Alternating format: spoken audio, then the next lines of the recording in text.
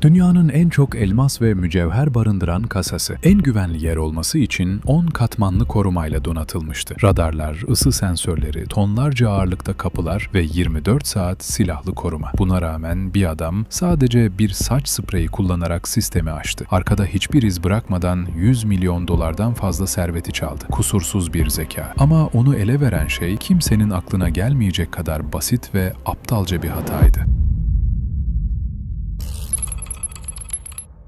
Belçika'daki Antwerp şehrinin içinde çok küçük bir bölge var. Buraya dünyanın elmas başkenti deniyor. Dünyadaki elmasların %80'i bu küçük bölgeden geçiyor. Yıllık değeri 35 milyar dolar ediyor. Bu bölge çok sıkı korunuyor. Belçika hükümetinin gözetiminde özel güvenlik görevlileri var. Hatta bu bölge için çalışan özel bir elmas polisi var. Güvenlik seviyesi normal bir ticaret bölgesi gibi değil. Bu bölgenin tam ortasında büyük bir bina var. Bölgenin en önemli binalarından biri. Adı Antwerp Diamond Center. Binanın önünde tek bir sokak var. İki tarafta da otomatik bariyerler bulunuyor. İzin olmadan hiçbir araç içeri giremiyor, dışarı çıkamıyor. Bu sokakta bileğine zincirle bağlı çanta taşıyan insanlar görürsen şaşırma. Çünkü bu bölgede rastgele insan dolaşmaz. Ya elmas tüccarıdır, ya büyük bir alıcıdır ya da elmasla işi olan biridir. Bu binanın içinde dünyanın en büyük elmas ve mücevher şirketlerinden bazıları vardı. Her şirketin binada kendi ofisi vardı. Eğer tüccarsan ya da bu ofislerden birinde çalışıyorsan içeri girmek için özel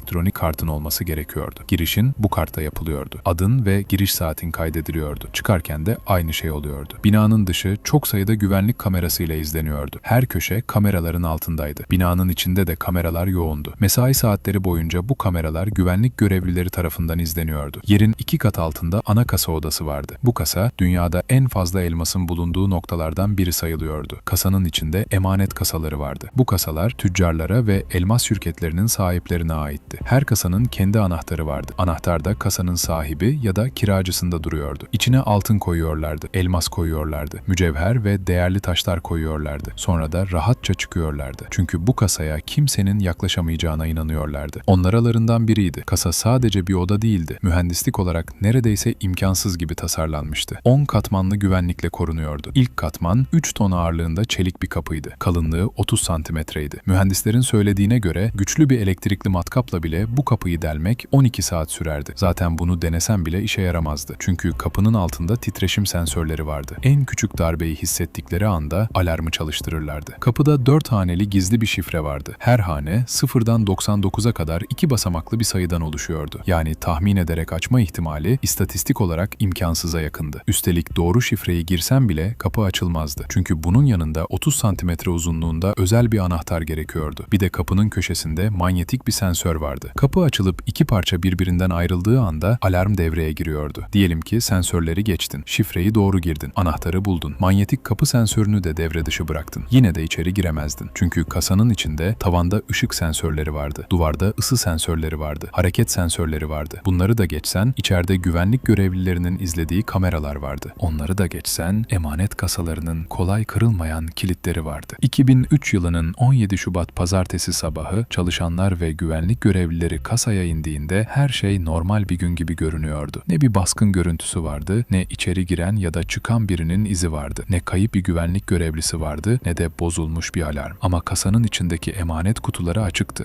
ve elmaslar yoktu.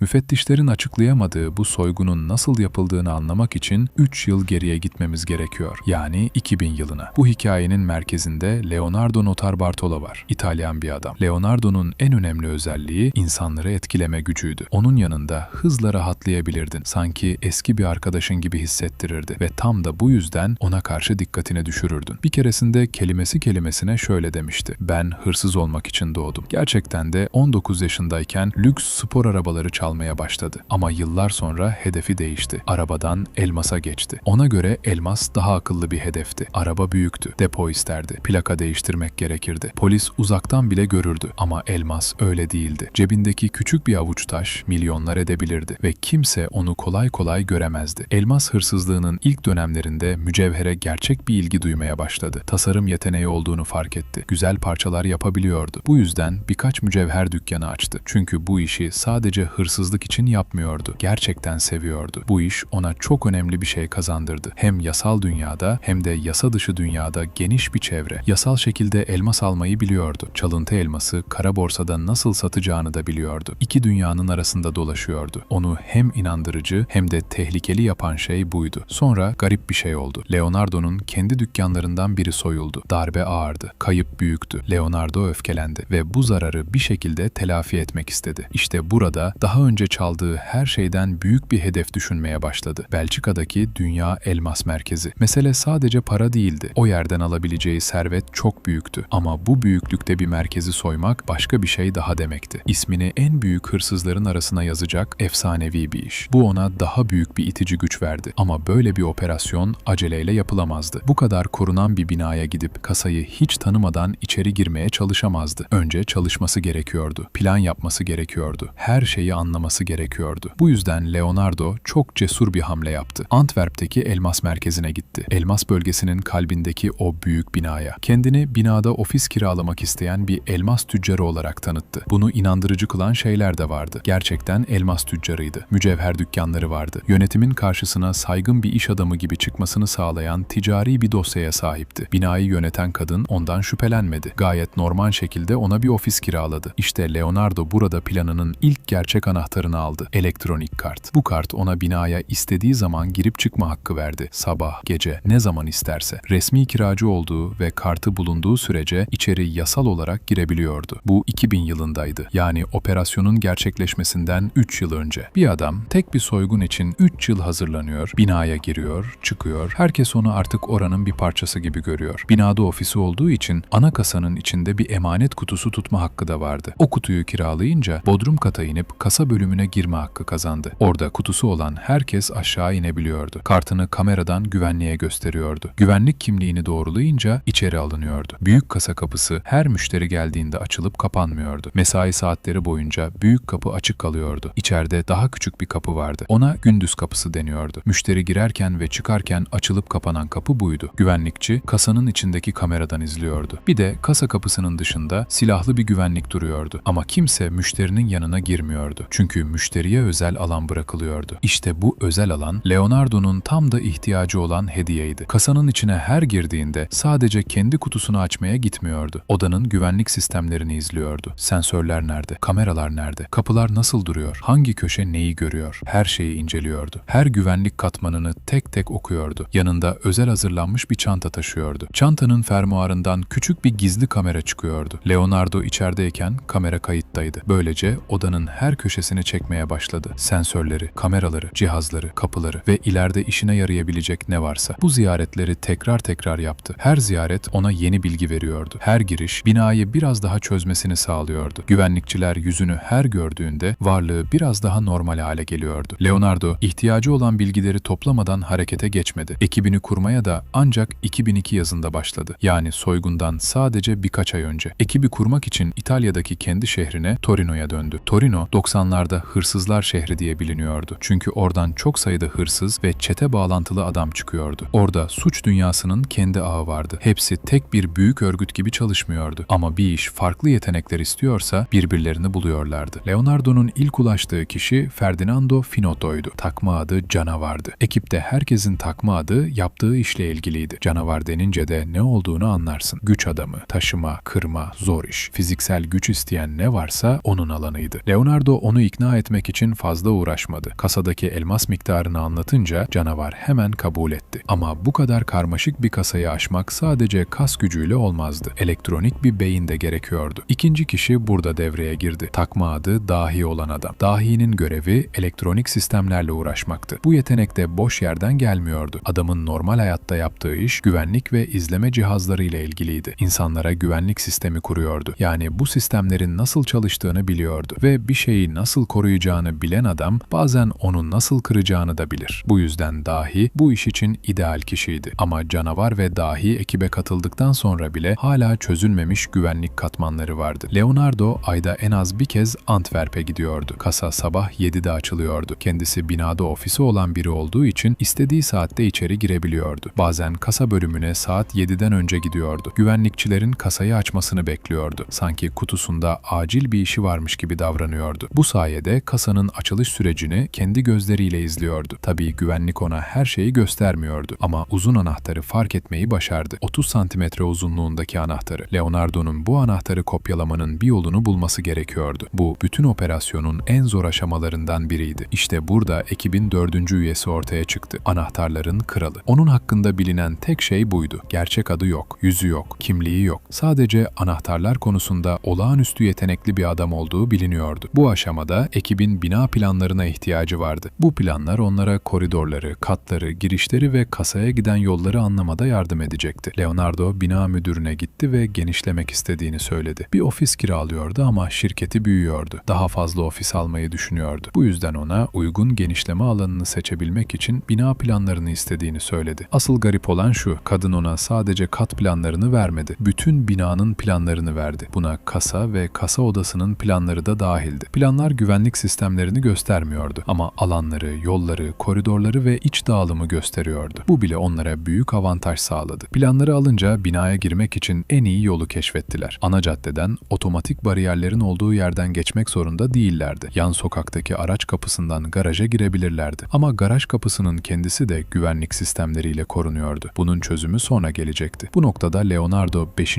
kişiye ihtiyaçları olduğunu anladı. Bu kişi sürücü olacaktı. Seçim Leonardo'nun daha önce çalıştığı ve güvendiği bir adama düştü. Pietro Tavano. Takma adı Hızlıydı. Böylece ekibin sayısı 5'e çıktı. Leonardo planın beyni, canavar, güç, dahi, elektronik sistem uzmanı. Anahtarların kralı, kimliği bilinmeyen kilit adamı, hızlı, sürücü. Bütün bu süre boyunca Leonardo zaman zaman binaya gidiyor, güvenlik açısından girmemesi gereken yerlere girmeye çalışıyordu. Bunlardan biri güvenlik odasıydı. Tavırları ve kişiliğiyle güvenlik görevlileriyle ilişki kurmaya başladı. Onu sıradan bir kiracı gibi değil, tanıdık biri gibi görmeye başladılar. Bazen girmemesi gereken izleme odasına bile girebiliyordu. Oradan güvenlik görevlilerinin düzenini, rutinini ve kameraları nasıl izlediklerini anlamaya başladı. En büyük keşfi şuydu. Güvenlik kameraları gece izlenmiyordu. Kasa açıkken mesai saatlerinde kameralar dikkatle izleniyordu. Ama gece kasa kapatılıp mesai bitince kimse ekran başında oturmuyordu. Kameralar çalışıyordu, kayıt alıyordu ama anlık olarak kimse izlemiyordu. Çünkü kasayı koruyan güvenlik sistemlerine güveniyorlardı. Bu sistemleri aşan biri olursa alarmın mutlaka çalışacağını düşünüyorlardı. Ekip kendi arasında konuştuğunda operasyonun tek bir gecede bitmesi gerektiğini anladı. Ellerindeki zaman penceresi yaklaşık 5 saatti. Daha uzun sürerse yakalanma riski artacaktı. Soru şuydu: bu kadar sistemi zaman kaybetmeden ve alarmı çalıştırmadan nasıl aşacaklardı? Burada dahi soygundan 5 gün önce kasanın bulunduğu bölüme tek başına sızmaya karar verdi. Bazı güvenlik sistemlerini önceden hazırlayacaktı. Leonardo'nun kartını kullanarak binaya girdi. İşçi kılığına girdi. Güvenliğe Leonardo'nun ofisinde işi olduğunu, Leonardo'nun kendisini bu iş için tuttuğunu söyledi. Yanındaki kartı gösterdi. Bir de sahte iş belgesi gösterdi. Gece içeri girdi. Daha önce söylediğimiz gibi kartı olan ve ofis kiralayan biri binaya istediği zaman girip çıkabiliyordu. Gece vardiyasındaki güvenlikçiler ondan şüphelenmedi. Onlara göre bu adam bir ofiste işini yapacak bir işçiydi. Sonra çıkıp gidecekti. Ama dahi Leonardo'nun ofisine gitmiyordu. Hedefi kasa odasıydı. Onu bodrum kata, kasanın bulunduğu bölüme inmekten alıkoyan bir şey yoktu. Güvenlik görevlileri o saatte kameraları izlemediği için rahat hareket etti. İlk yaptığı şey güvenlik kamerasını kapatmak oldu. Böylece ne yaptığını kaydetmeyecekti. Sonra kasanın üstüne kendi tasarladığı küçük bir kamera yerleştirdi. Bu kameranın amacı kasa şifresini öğrenmekti.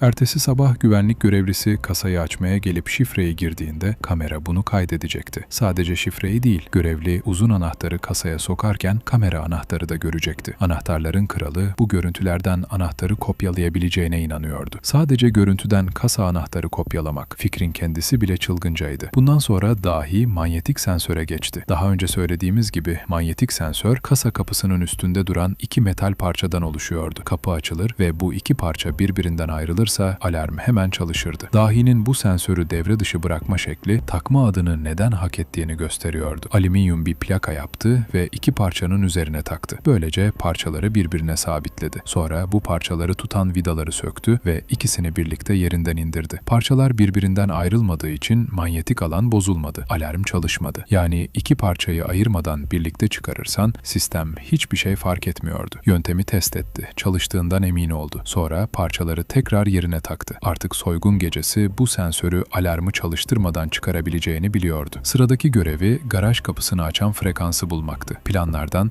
yan sokaktan binaya giriş sağlayan garaj kapısını keşfetmişlerdi. Bu kapı belirli bir frekansla açılıyordu. Bu frekansı bulmak kolay değildi ama dahi kapıyı kontrol eden cihaza ulaştı. Elektronik ve güvenlik cihazları konusundaki tecrübesiyle gerekli frekansı öğrendi. Adam insanlara güvenlik sistemi kuruyordu. Aynı bilgiyle güvenlik sistemlerini kırıyordu. Böylece dahi ilk görevini bitirdi. Bundan sonra kasanın içindeki sensörler kalmıştı. Kasanın içinde tavanda ışık sensörü vardı. Duvarda hareket ve ısı sensörü vardı. Ekip kasadakine benzer bir sensör getirdi ve üzerinde testler yapmaya başladı. Straforla kapatıldığında sensör dalgalarının engellendiğini fark ettiler. Böylece cihaz sanki yokmuş gibi oluyordu. Ama sorun şuydu: sensörü kapatmadan kasaya girerlerse cihaz onları algılayıp alarmı çalıştırabilirdi. Bu yüzden cihazı içeri girmeden önce zayıflatacak ya da tepkisini yavaşlatacak bir yol bulmaları gerekiyordu. Bu görev Leonardo Nun'du. Çünkü kasaya resmi olarak girebilen tek kişi oydu. Bu iş mesai saatlerinde kasa açıkken yapılmalıydı. Sorun da tam buydu. O saatlerde güvenlik kameraları izleniyordu. Operasyondan bir gün önce 2003 yılının 14 Şubat sabahı Leonardo binaya her zamanki gibi gitti. Kartıyla içeri girdi. Sonra kasaya indi, kartını güvenliğe gösterdi ve her zamanki gibi içeri alındı. Ama bu kez takım elbisesinin kolunda saç spreyi saklıyordu. İçeri girip kendi kutusuna doğru yürüdüğünde sensör yakındaydı. Yorgun biri gibi geriniyormuş gibi yaptı. O kısa anda sensöre spreyi sıktı. Hareketi doğal göstermeye çalıştı. Ama kameraları izleyen güvenlikçi bir şeylerin ters olduğunu hissetti. İzleme odasından çıktı ve ne yaptığına bakmak için kasaya geldi. Güvenlikçi geldiğinde Leonardo saçını düzeltiyormuş gibi davrandı. Konuşması ve tarzıyla hiçbir şey olmadığını adamı ikna etti. Sakin şekilde durumdan çıktı. Saç spreyi sensörün performansını düşürdü. Cihaz tamamen bozulmadı ama olması gerektiği gibi çalışmıyordu. Bu soygun gecesi içeri girip sensörü straforla kapatmaları için gereken fırsatı verecekti. Artık hazırlıklar tamamlanmıştı. Operasyondan bir gece önce ekip Antwerp'te Leonardo'nun dairesinde toplandı. Birlikte İtalyan yemeği yediler. Sonra araçlarını ve hazırlıklarını tekrar kontrol etmeye başladılar. Hepsi çok heyecanlıydı. Ertesi gün beklenen gündü. 2003 yılının 15 Şubat Cumartesi gecesi. O gece hızlı arabasıyla onları Elmas binasına götürdü. Garaj kapısına çıkan yan yola girdi. Dahinin bulduğu frekansla kapıyı kolayca açtılar ve arabayla binanın garajına girdiler. Şimdi kasaya ulaşmak için geçmeleri gereken birkaç kapı vardı. Kapılar kilitliydi ama ekip hazırdı. Binadaki çoğu kapıda kullanılan kilitlere benzeyen kilitler satın almışlardı. Anahtarların kralı da çoğu kapıyı açan genel bir anahtar hazırlamıştı. Kapıları birer birer açtılar. Koridorlarda ilerlediler. Merdivenlerden indiler ve sonunda kasa odasına ulaştılar. Gerçek iş burada başladı. İlk yaptıkları şey odadaki güvenlik kamerasını kapatmak oldu. Ne yaptıklarının kayda geçmesini istemiyorlardı. Sonra sıra ayrıldığında alarmı çalıştıran manyetik iki parçaya geldi. Dahi daha önce tek başına girdiği gece ne yaptıysa aynısını yaptı. Alüminyum plakayı taktı, parçaları sabitledi, vidaları söktü. İki parçayı ayırmadan indirdi. İlk güvenlik katmanı çökmüştü. Sonra şifreye geçildi. Bu canavarın göreviydi. Şifreyi dahinin daha önce yerleştirdiği kameradan almışlardı. Kamera güvenlik görevlilerini şifreyi girerken kaydetmişti. Canavar her hanesi 2 basamaklı olan 4 parçalı şifreye girdi. Şifre doğru girilince anahtarın sokulacağı bölüm açıldı. Şimdi sıra anahtarların kralının yaptığı anahtardaydı. Dediğimiz gibi anahtarı kamera görüntülerinden kopyalamaya çalışmıştı. Bu neredeyse imkansız görünen bir şeydi ama kendine güveniyordu. Anahtarı deliğe soktular ama girmedi. Kopya gerçek anahtarla birebir uyuşmuyordu.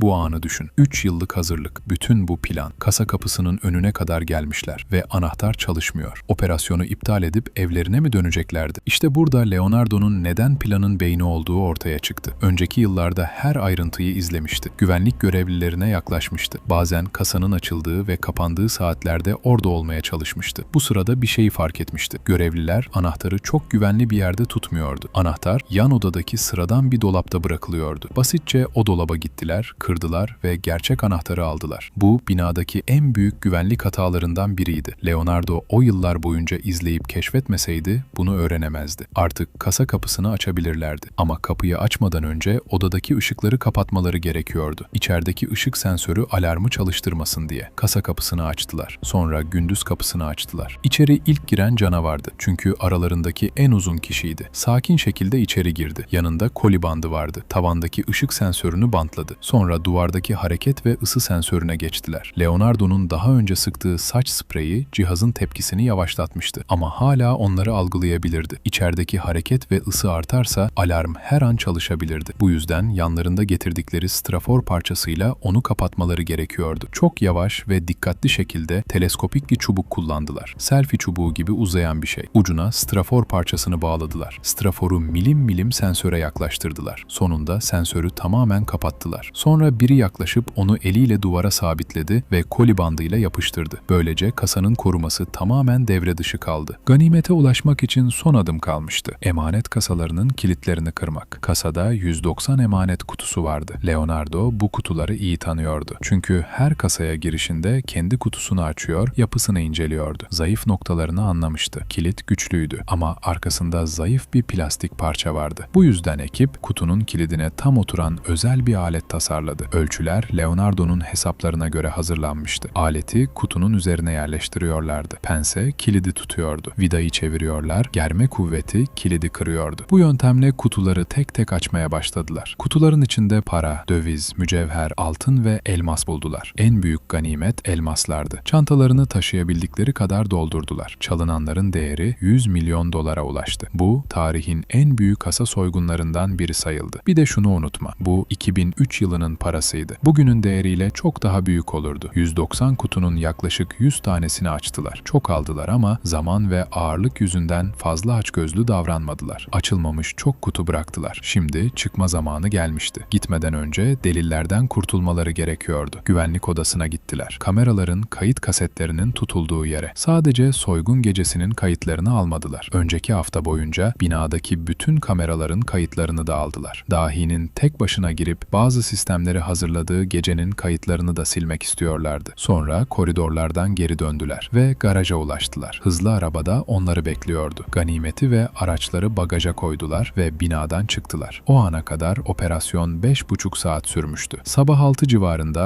Leonardo'nun Antwerp'teki dairesine vardılar. Ganimeti indirip önlerinde gördüklerinde duyguları karışıktı. Heyecan, sevinç, korku, bekleyiş. Tarihin en büyük soygunlarından birini yaptıklarını biliyorlardı. İnsanların yıllarca konuşacağı bir iş. Ganimeti saydılar ve aralarında bölüşmeye başladılar. Herkes payını aldı. Sonra temizlik aşaması başladı. Dairede polisi kendilerine götürebilecek hiçbir şey kalmamalıydı. Bir gün polisin bu evi arayabileceğini biliyorlardı. Bu yüzden bütün çöpleri yanlarına aldılar. Çöpte parmak izi, iz, DNA olabilirdi. Her köşeyi temizlediler. Arkalarında delil bırakmak istemiyorlardı. Sonraki adım Belçika'dan çıkmaktı. Polisin büyük bir arama başlatacağını biliyorlardı. Onlara göre İtalya daha güvenliydi. O dönemde İtalya ile Belçika arasında suçluların iadesi meselesi kolay değildi. En azından onlar buna güveniyordu. Belçika kimliklerini öğrense bile İtalya'nın kendi vatandaşlarını Belçika'da yargılanmak üzere teslim etmeyeceğini düşünüyorlardı. Operasyondan sonraki gün 2003 yılının 16 Şubat pazar gecesi ekip dağılmaya karar verdi. Herkes ayrı ayrı İtalya'ya dönecekti. Böylece dikkat çekmeyeceklerdi. Ama iki kişi birlikte kaldı. Lider Leonardo ve sürücü Hızlı yani Pietro. İkisi ganimetteki paylarını aldı, arabaya koydu. Daireden topladıkları çöpleri de yanlarına aldılar. Görevleri bunları yok etmekti. O gece yolda giderlerken Pietro'da gerginlik başladı. Sürekli aynalara bakıyordu. Birinin onları takip ettiğini hissediyordu. Leonardo ile tartışmaya başladı. Aracı durdurdu, indi ve çöpleri yol kenarındaki bir köprüden aşağı atmaya başladı. Burası ıssız bir yer değildi. Yolun hemen yakınıydı. Leonardo onu görünce paniğe kapıldı. Yanına koştu ve "Ne yapıyorsun, deli misin?" diye çıkıştı. O an Leonardo başlarına büyük bir bela aldıklarını anladı. Kamera kasetleri ağaçlara takılmıştı. Kağıtlar ve belgeler yere saçılmıştı. Çöp kaybolmamıştı. Tam tersine etrafa yayılmıştı. Hepsini tekrar toplamasının imkansız olduğunu biliyordu. Yapabildiği tek şey Pietro'ya kalan çöpleri atmakta yardım etmek ve onları daha fazla dağıtmaktı. Kendini şuna inandırdı. Kimse bunları bulmaz. Bulsa bile çok geç bulur. O zamana kadar her şey bozulur, dağılır, değerini kaybeder. Sonra İtalya'ya doğru yola devam ettiler. Ganimet yanlarındaydı. Birisi şunu sorabilir. Sınırda neden aramadılar? Elmasları nasıl bulmadılar? Cevap basit. Schengen bölgesindeki Avrupa ülkeleri arasında sınırlar açıktı. İnsanların düşündüğü gibi kontrol noktaları yoktu. Ertesi gün 2003 yılının 17 Şubat pazartesi sabahı çalışanlar hafta sonu tatilinden sonra Elmas binasına döndü. Kasayı açmaktan sorumlu güvenlik görevlisi kapıyı açtığında karşısında darmadağın bir manzara buldu. Kutular kırılmıştı. Yerler eşyalarla, belge parçalarıyla ve hırsızların götüremediği mücevherlerle doluydu. Hemen elmas polisine haber verdiler. Kasa alanına girip incelemeye başladıklarında ilk düşünceleri belliydi. Bu içeriden bilen birinin işiydi. Bunu yapan kişi daha önce kasaya girmişti. Binayı tanıyordu. Güvenlik sistemlerini biliyordu. Çünkü bütün güvenlik katmanları ya devre dışı bırakılmış ya da aşılmıştı. Sonra kamera kayıt kasetlerini aradılar. Bulamadılar. Karşılarında dikkatli hazırlanmış insanlar olduğunu anladılar. Ama aynı sırada elmas merkezinden uzak bir yerde yaşlı bir emekli adam ormanda yürüyordu. Burası Pietro ve Leonardo'nun çöpleri attığı yerdi. Adam doğada yürümeyi seviyordu. Özellikle o bölgeyi seviyordu. Yürürken önünde bir çöp yığını gördü. Sinirlendi. İnsanların doğaya çöp atmasına kızdı. Ama çöpe bakarken bazı kağıtlarda Antwerp Dünya Elmas Merkezi'nin adını gördü. Şaşırdı. O sabah eşi ona bu binada büyük bir elmas soygunu olduğunu söylemişti. Çöpleri biraz daha karıştırdı. Bu eşyaların o gün o yerde bulunmasının bir anlamı olduğunu hissetti. Hemen polisi aradı. Müfettişler bölgeye geldi. Çöpleri incelemeye ve sınıflandırmaya başladılar. Buldukları şeyler karşısında şaşkına döndüler. İlk olarak kamera kayıt kasetlerini buldular. Bu çöplerin hırsızlara ait olduğunu hemen anladılar. Ama kasetler bozulmuştu. İşe yarar görüntü çıkaramadılar. İkinci olarak küçük taşlar buldular. Bunlar büyük değerli taşların etrafında mücevherlerde kullanılan küçük taşlardandı. Bu taşlar biraz sonra çok önemli olacaktı. Üçüncü olarak dahiye ait bir kartvizit buldular. Üzerinde adı, numarası ve ona ulaşmak için gereken bilgiler vardı. Bunun üstüne dahinin soygundan önce binaya girmek için kullandığı sahte iş kağıdını ya da faturayı buldular. Kağıtta Leonardo'nun ofisinde çalışmakla görevlendirilmiş gibi görünüyordu. Bu belge sayesinde soygunu Leonardo'ya bağladılar. Binada ofis kiralayan adam oydu. Kimliği zaten biliniyordu. Onun hakkında daha derine inmeye başladılar. Kayıtları açtılar. 3 yıl boyunca binada ofis kiraladığı süreyi incelediler ve şunu gördüler. O süre boyunca merkezde tek bir gerçek iş anlaşması yapmamıştı. Bir tane bile işlem kaydı yoktu. Sonra başka bir şey fark ettiler. Kırılan bütün emanet kutularının arasında ortalarda bir kutu kırılmamıştı. Sağlam duruyordu. Bu kutu Leonardo'nun kutusuydu. Hırsızlar bu kutuda bir şey olmadığını bildikleri için onu geçmişti. Ama bu aptalca bir hareketti. Çünkü dikkatleri daha fazla Leonardo'ya çekti. Artık polis onun soygunla bağlantısına inanıyordu. Sorun şuydu. Ellerindeki şeylerin çoğu dolaylı delildi. Leonardo ise İtalya'daydı. İtalya ile Belçika arasında suçlu iadesi kolay olmadığı için müfettişler çıkmaza girdiklerini düşündüler. Ama bir hafta sonra kimsenin beklemediği bir şey oldu.